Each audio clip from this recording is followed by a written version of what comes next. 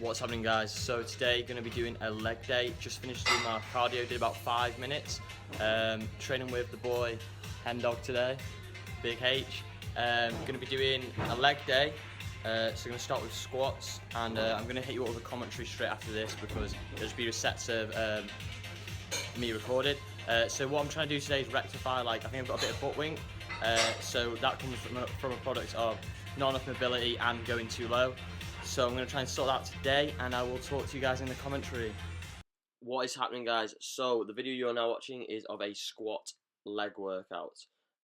So as I previously mentioned in that first clip, I feel like I've recently got a bit of butt wink, which is also known as posterior pelvic tilt.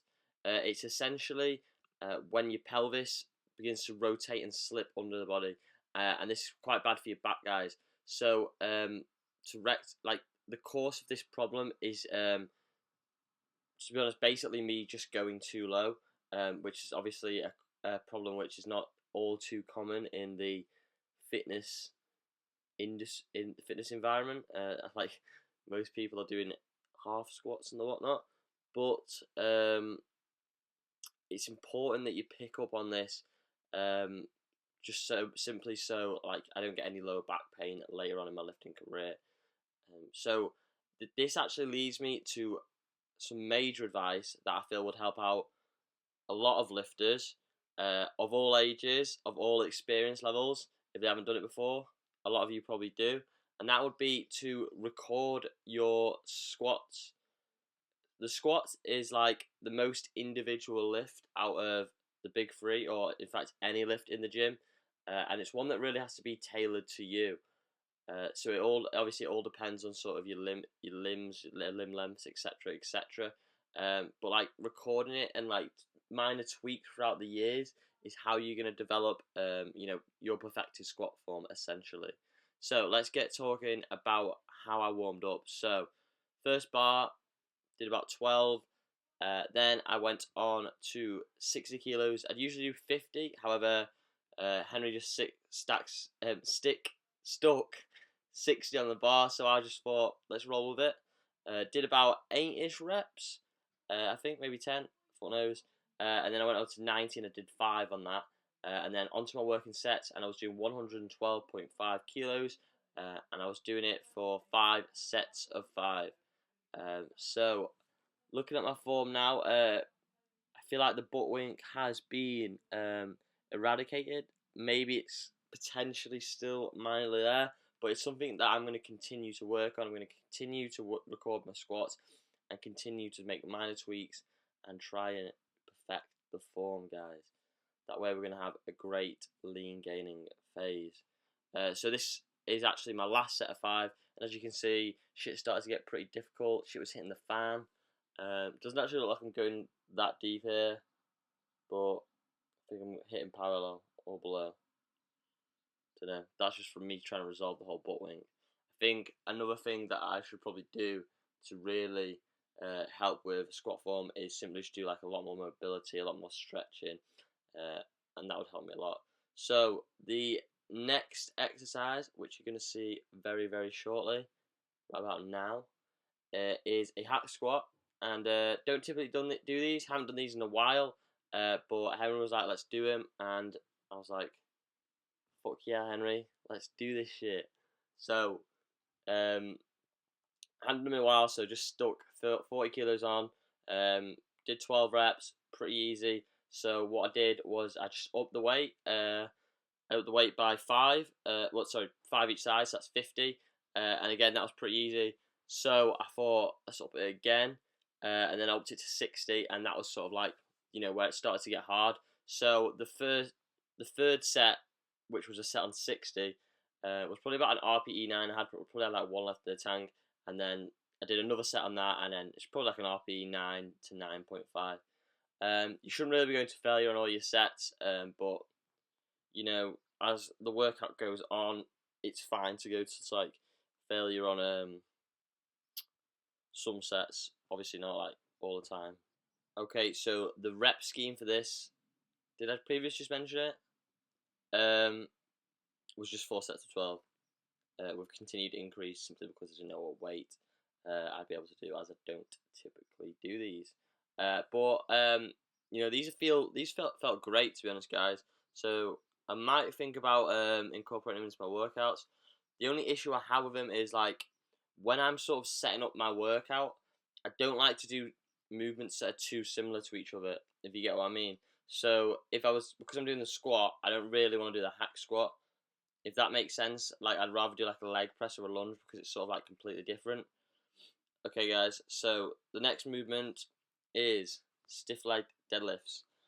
Um, so what I've been doing with these recently is, obviously I hadn't done them in a pretty long time, so I'm just sort of working my way up very slowly. So I think first week I was doing like the 55s for sets of 10s, and then like maybe like done them for sets of 12s, and the 60s for sets of 10s, and for sets of 12s. So what you're not watching here is now the 65s, and I think I did 3 sets of 10. Might have done 4, not 100% sure, but that's how I'm gonna do it. I'm gonna just like slowly try and creep up on the weights, and then soon you're gonna see me with like Phil Heath sized hamstrings. Probably not, but God loves a dreamer. So the next movement was the hamstring curl, and what I'm doing on this movement, guys, is as you can see, I'm pointing my toes down, if that makes sense, and so it's sort of in like a carve contracted. No, that don't make sense. Yeah, basically I'm just pointing my toes down, and this is helping me get a really good squeeze on my hamstrings. And then what I was doing is sets of 12, and then as soon as I couldn't do any more like that, I'd then point my toes up, and that would allow me to get a few more reps in. So it was actually supersetting this with calves, and yeah, here's the calves. So just typical calf raise, taking most sets to failure, because that's how I feel like calf training is worked best. What I didn't say, guys, is about when you do that foot down to foot up hamstring curl variation, it burns like shit. You're gonna watch me go hard here right about now. It's always you versus you guys. Remember that. Dr. Frogger versus Dr. Frogger. I hope that motivational quote there by me has really spurred you guys on to hit today's workout and tomorrow's workout hard. But yeah, what you're gonna see in a second, I'm probably gonna keep the audio on this just like to show the pain. So like as I was getting more and more fatigued, on the first set it was easy to get like a set of 12 with my toes pointing down. Second set I think I got 11, and then switched to the calves up. And then third set, probably a bit less, and then fourth set, a bit less again. And then on the fourth set, I was, rather than going up to 12, I went up to like say like 20, and I was literally just like trying to burn the shit out of my hamstrings, because that's a good way to train sometimes, guys. You know, you got to go through periods of training differently. You know, sometimes you got to train high reps to failure. Sometimes you got to say train low reps not to failure, etc., etc. And that's just to get like all sort of bases covered, if you know what I mean. And that's how you're gonna make most optimal gains, is training in all different rep ranges, low to high, in different sort of periods. Final leg exercise was this quad extension. And I don't usually do drop sets, but Henry spurred me on to do a drop set here. So shout out to Henry for making me lose all my gains doing a drop set. I'm only kidding, drop sets are alright. Yeah, so that's how my legs are looking. Not good. But we got time, guys. I think you can hear Henry say, if I leave the audio on, when you get an arm pump, you're supposed to be training quads. How true. Them arms do. So then moved on to abs, and only got this one set recorded as Henry just sort of like went and did his own ab sort of thing after this. So this is like a leg raise on a bench. I love this because you've got to like stay really, really balanced. Otherwise, like the back comes up. Also, if you kick up at the top, you get like a really, really deep contraction, which It's something I like going for on abs. I feel like abs is one of them things where you got to really feel the contraction. Another thing about this exercise is it allows me to do higher reps, targeting my lower abs. Whereas usually when I do hanging leg raises, I can only get about 10 out on my first set, and then like slowly deteriorating. So that's something you're going to see in the upcoming lean bulk, which will start mid-September. Is you're going to see me gaining some ab strength. I'm going to do a video titled how to get abs, so be looking forward to that.